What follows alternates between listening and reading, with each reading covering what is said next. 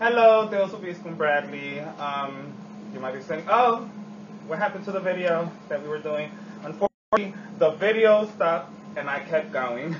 But thank the gods, we only to like maybe 5-6 minutes out of the actual thing before we realized that it stopped recording.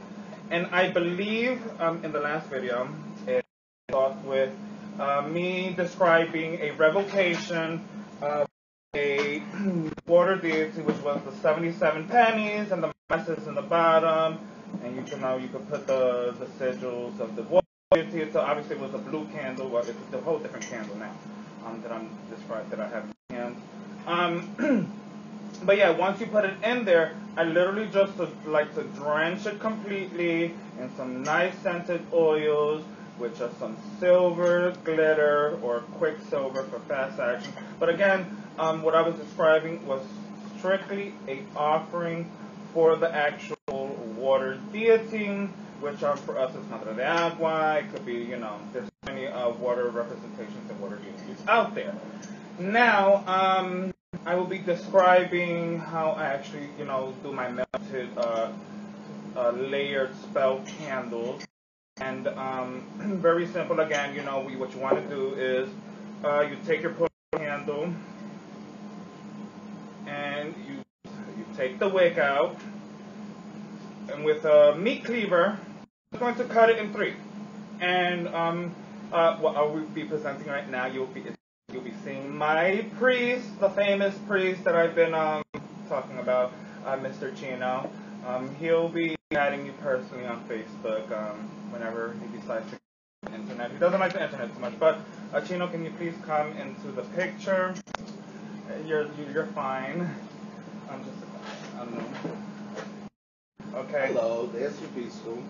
Can you just hand me the broken pieces of wax that's right up, please? Jasmine had to go to work today, but she said, tell me to tell you hi. We actually did one of these, we did 2 earlier today, so you'll be able to see what an actual finished product looks like, so you know exactly what we're talking about. But yeah, you literally just cut these in 3. They don't have to be perfect. Again, what you can do is, sometimes you may not be able to find a pull-out candle, which kind of sucks, but, you may have to pay a little money to, get in the regular glass candles that are breaking the glass, and you'll have this out, or you could just melt it completely and pour it out, and then you'll have like an empty glass container, and then have like excess wax in different areas. Just make sure to conserve the wick, just because the wick will be a little flimsy. So what you want to do is just put it inside of the freezer, and because the wick has some wax in it that's melted, it'll just be hard for you to be able to put it back in. But I'll be describing, you'll be getting of ideas. But yeah, you simply just break the thing, the wax in the parts. Now I'll be describing exactly what to do. So you have this. What you're gonna do is you're going to get a pot. You're going to fill it half with water. You're gonna bring it up to a boil. You're going to get a nice tin dome, okay? And you're going to take your wax. You're going to put at least 3 sigils per wax. You don't want to add too many sigils because, again, you're putting energy into the actual candle.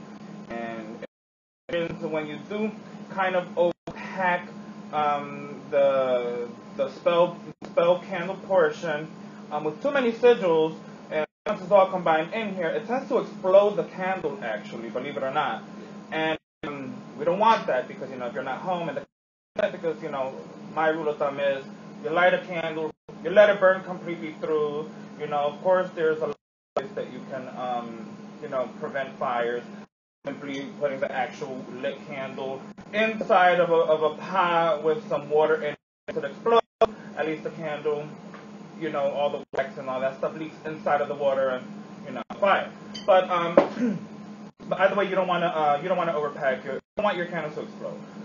So I find that 3 sigils works wonderful for the purpose that you're doing, because one of the 3 sigils on here for whatever purpose that you'll do. And I'll describe a basic one. You're going to put it into the tin. You're going to cover it with a lid. It's going to melt down. The sigils is going to be incorporated in the melted wax. Once the melted wax is there, you're going to do is everything neatly, everything with patience, everything, you're going to be calm with it.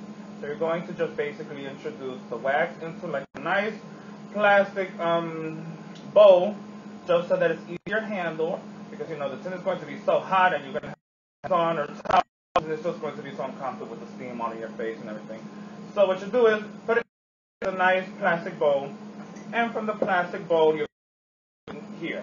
The only reason why I want you to do it with that extra step, it's neater. It's just neater when you pour it into there. The melted wax will be here. At this point, you're going to add your resin or your spiritual herbs that you want to incorporate into that portion. Once you put the herbs, you're going to scent your oil to scent the herb, and to scent the wax, and then you're going to insert the wick.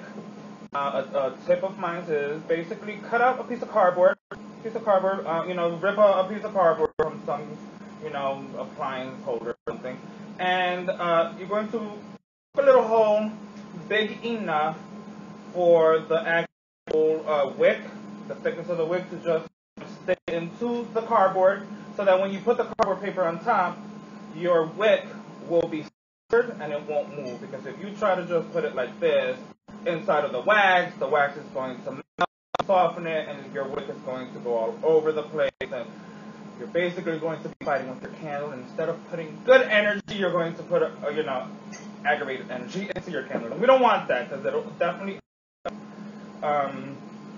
your so once you put the wick inside, the glitter inside, you're going to introduce it into the freezer. Okay, and let it solidify completely. Please don't rush the process, because what happens is you may think that it's solidified and you add the next portion of the spell, when you put the 3 sigils according to the spell that you want, and you put the wax into here, you think that this is solidified, and no. What winds up happening is it melts right through, and you're just going to create, instead of having a nice orange and a nice blue, you have like a color combination, and you want to actually one time put so much effort into all these years, and end up making a bomb. It's all black, all the sigils and everything, all the spells, all the herbs just mixed individually and burning nicely in levels. And it was good for black magic, though. It was good for black magic. It was good for emergency cases, because it was like a bomb. Literally, it was a bomb. We didn't know what was going to happen to the candle. It didn't explode. It did not. But it did completely black. Now, my experience. Now, earlier I was mentioning don't overpack the candles and don't overpack the candles. When it comes to these pull-out candles, it's normal for it to turn black. It's common sense. You're adding different herbs in each level of the spell. So it's common sense that the candle is going to turn black. So don't need to place too much into, unless if an image actually appears in the actual, shadowing or the burning of the actual candle. Then, you pay attention. But, don't get too worried if you feel that it's like going crazy. It's like, oh my God, it's turning black. My spell isn't working, or somebody's trying to attack the actual spell. Now, for different, every color has a certain significance. Red is for action, it's for confidence, courage, it's a fire symbol, it's for African Congo spirit. Pink is for love, it's for beauty, it's for sensuality. It's Indians, it's for gibberish, basically because you work a lot with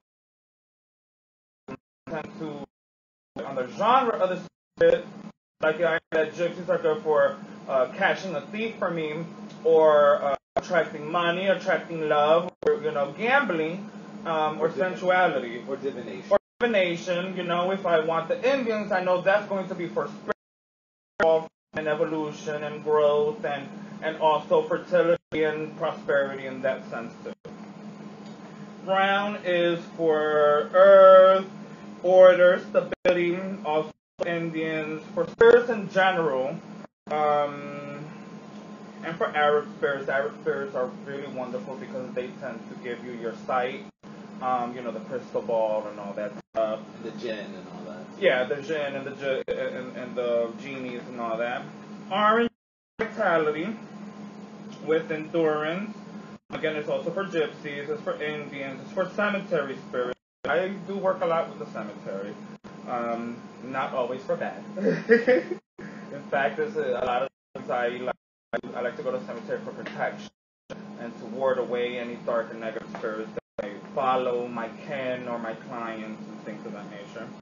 Sometimes the cemetery is just a very good place to just clear. Our clan, we actually like to go to the cemetery and actually, have a nice little picnic. Or cocktail.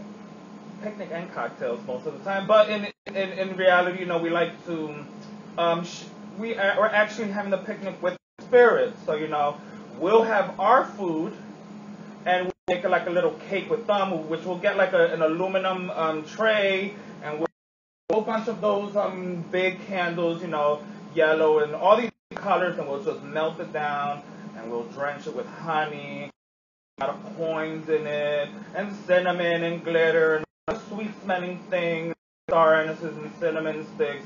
Basically, we like to just make it really pretty for them. And once it's all nice and solidified, we put one candle in the center. That's one of those big candles. Yeah, and literally, in the middle of all that melted stuff, we put this in the middle, and it doesn't melt, and everything's solidified. And so basically, you have like a kind of like a birthday candlestick, and once we're there, and we're about to eat, we actually light the cake for them, and we also give them their own beverage and their own portion of we'll give them some of our food as well, and some incense. So we're there. It'll be like a group of 4 or 5 of us just there, have a picnic. We eat with them, we have a good time, we laugh, and once it's about that time where it's hitting 5 o'clock and the service is about to close, then we just wrap up and we leave the cake counter there, but any other garbage, we just remove it, we take it with us because we don't like to dirty or leave garbage in the areas that we're doing spiritual stuff. We're actually, we're green friendly on top of that, so it's not really good leaving any type of garbage and stuff. Like, go to the park, leave garbage, but then invoke a deity to help me that belongs in the park. They're going to say, well, honey, how am I going to bless you when you're dirtying my park? So I'm going to bring garbage to your home. No, thank you. I'd rather keep it nice and clean. I'm continuing. Yellow is for wisdom, is for joy, is for happiness, is for intellect, is for positive energy, is for love spells, etc. Green is for life, nature, fertility, well-being, money, and the law. Okay?